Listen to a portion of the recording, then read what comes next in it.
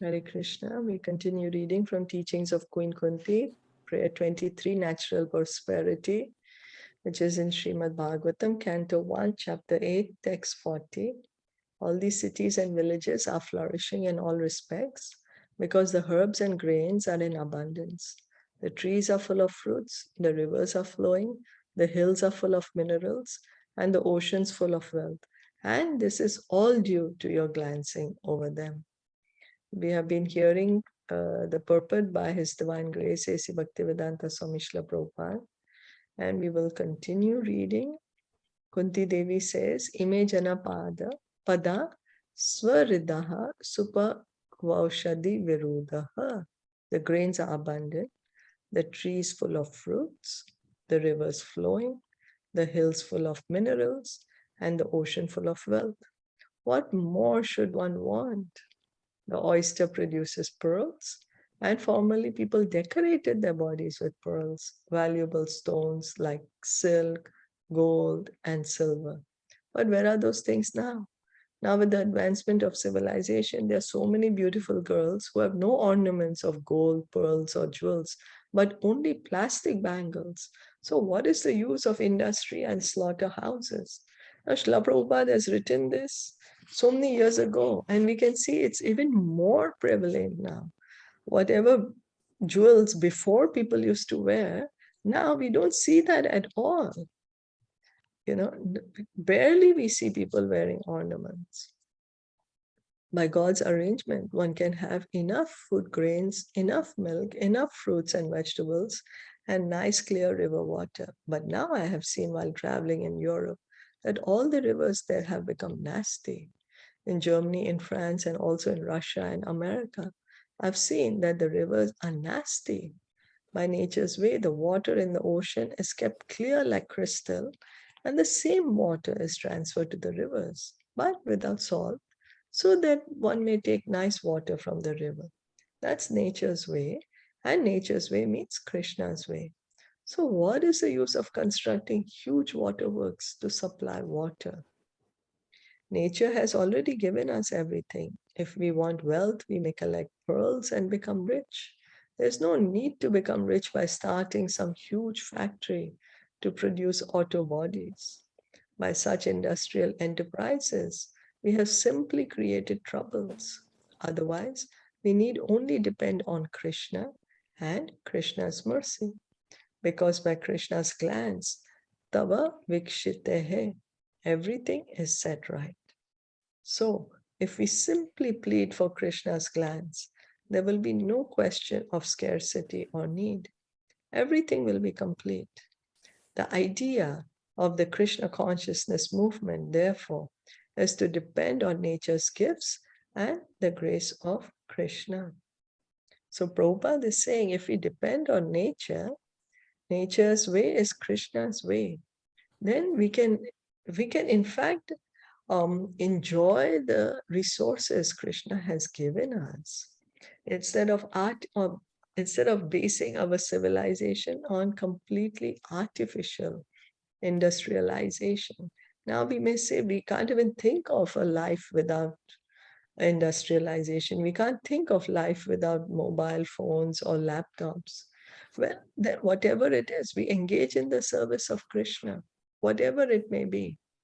Engage it in the service of Krishna.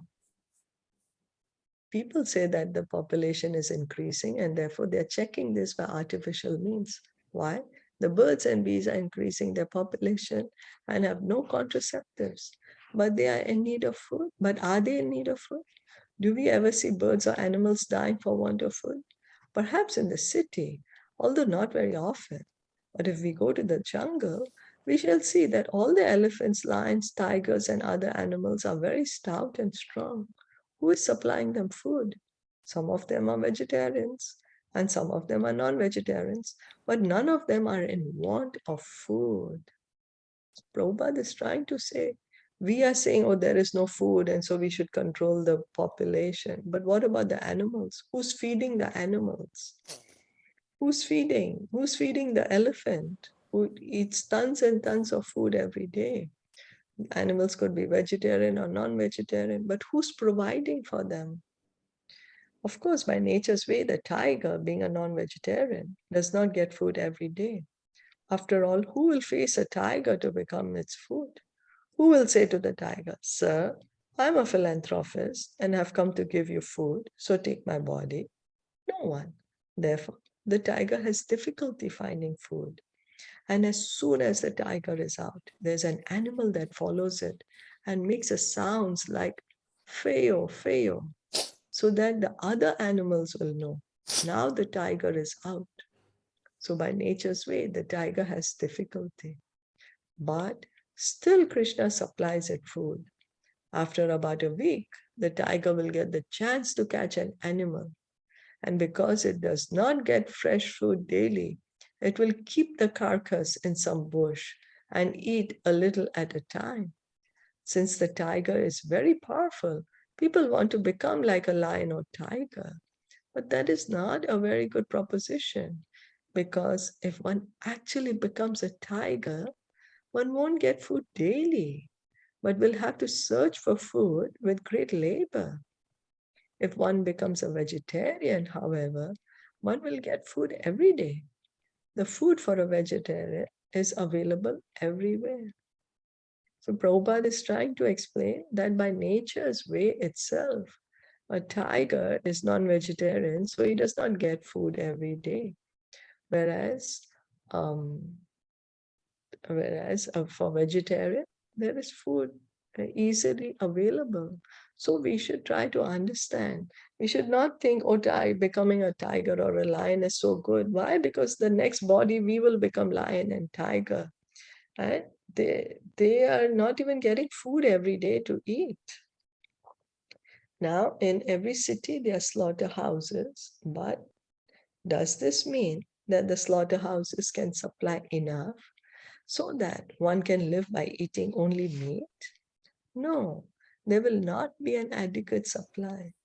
Even meat eaters have to eat grains, fruits, and vegetables along with their slice of meat. Still, for that daily slice of meat, they kill so many poor animals. How sinful this is. If people commit such sinful activities, how can they be happy? This killing should not be done, and therefore people are unhappy. But if one becomes Krishna conscious and simply depends on Krishna's glands, tava vikshitehe, vikshitehe, Krishna will supply everything and there will be no question of scarcity. Sometimes there appears to be scarcity, and sometimes we find that the grains and fruits are produced in such a huge quantity that people cannot finish eating them. So this is a question of Krishna's glands. If Krishna likes, he can produce a huge quantity of grains, fruits, and vegetables. But if Krishna desires to restrict the supply, what good will me do? You may eat me, or I may eat you, but that will not solve the problem. So it depends on Krishna's will. Prabhupada is trying to explain to us that simply for our palate, we are killing so many animals, but yet we have to understand that we are dependent on fruits, vegetables. We need those things, even though if we are going to eat meat. And then just for our palate, we are killing the poor innocent animals, and this is very sinful. And if we are sinful, then how can we expect to be happy? We are going to get the sinful reactions, and those sinful reactions make us suffer, and that what makes us unhappy. So if we want to be happy, we have to stop engaging in sinful activities. For real peace and tranquility and a sufficient supply of milk, water, and everything else we need, we simply have to depend on Krishna. This is what Bhaktivinoda Thakur teaches us when he says, Marabi Rakhabi Yo Ichha Tohar. My dear Lord, I simply surrender unto you and depend on you. Now, if you like, you may kill me, or else you may give me protection. And Krishna says in reply, Yes, sarva dharman parityagya, mam ekam sharanam vraja. Simply surrender exclusively unto me. He does not say, yes, depend on me and also depend on your slaughterhouses and factories. No, he says, depend only on me. Aham tvam sarva papebhyo mokshayashyami. I will rescue you from the results of your sinful activities. So Krishna is saying that. He says, you surrender unto me. And he says, don't fear. Don't fear, Arjuna. I will you surrender unto me. You abandon everything else. You surrender unto me. I will free you from your sinful reactions. Do not fear. And this is what we have to do. We have to learn to depend on Krishna, that Krishna is there. He's always taken care of me. He is taking care of me, and he will continue to take care of me.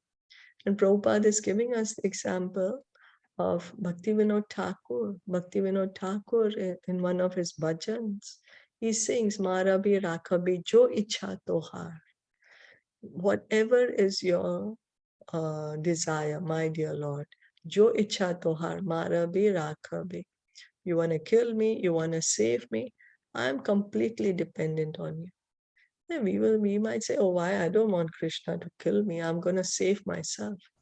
But we also knows that Rakhe Krishna Mare Krishna Rakhe Ke. You know, if Krishna wants to save someone, no one can kill him. And if Krishna wants to kill someone, no one can save him. So that is the point, that complete dependence on Krishna. Doesn't mean we do not do our duties. No, we have to do our duty. Whatever we need to do, we do it.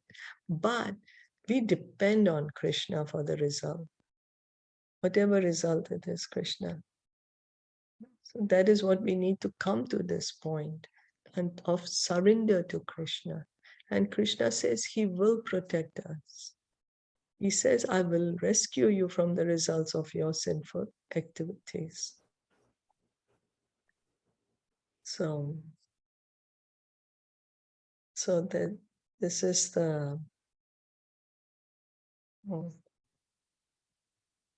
okay, so we just have two more.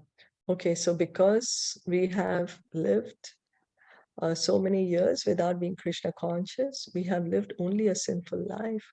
But Krishna assures us that as soon as one surrenders unto him, he immediately squares all accounts and puts an end to all one's sinful activities, so that one may begin a new life. When we initiate disciples, we therefore tell them, now the account is squared. Now don't commit sinful activities anymore.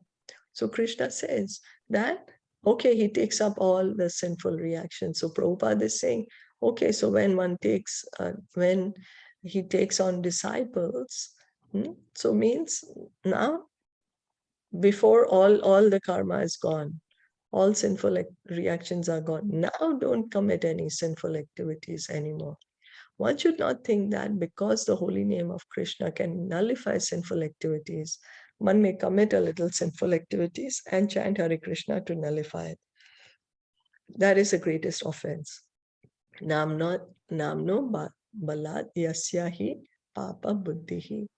So that is the seventh offense. If we say, oh, well, I will chant Hare Krishna, then all my sinful reactions will go away.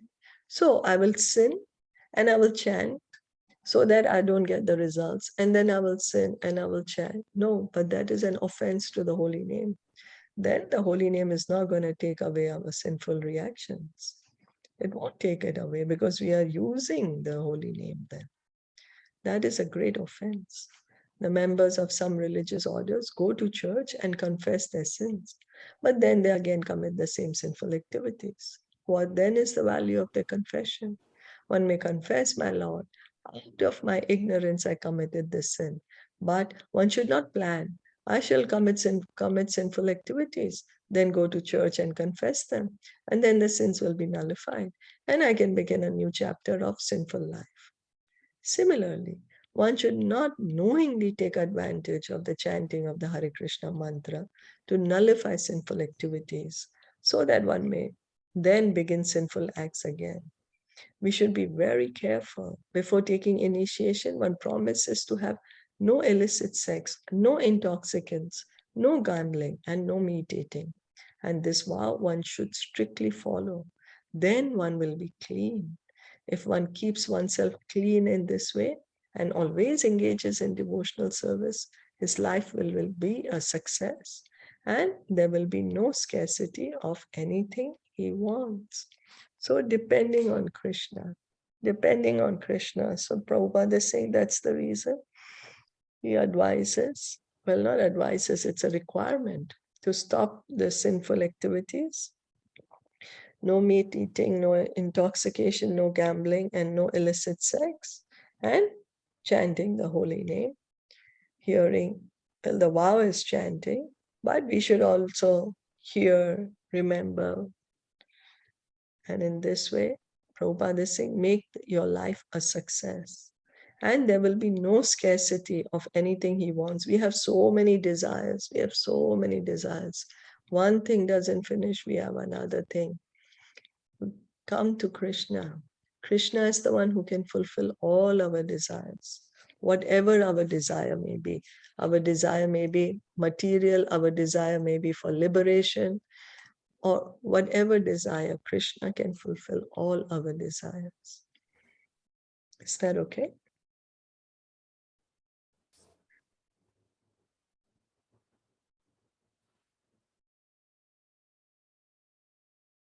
Yeah.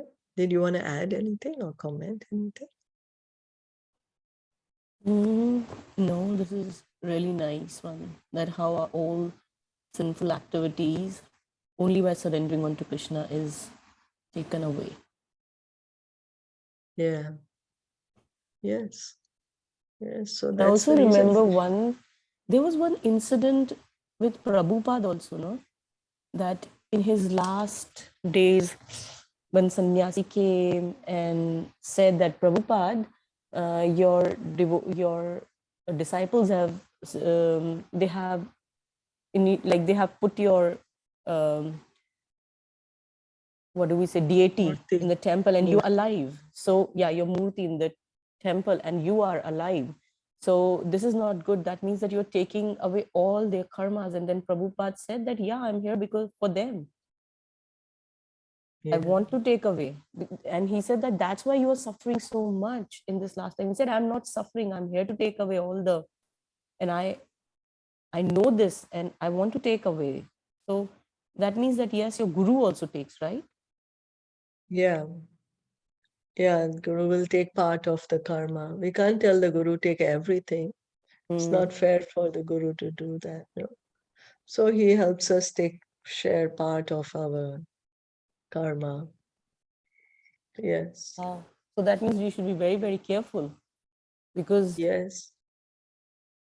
And by chanting, when we are chanting, then our sinful reactions are being burnt out, right? yeah, Because a holy name burns away the sinful reactions. So by chanting also, a lot of our karma is being burnt out.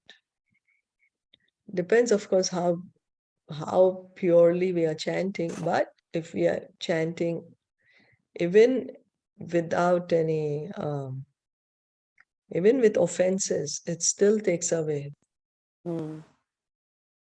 the sinful reactions.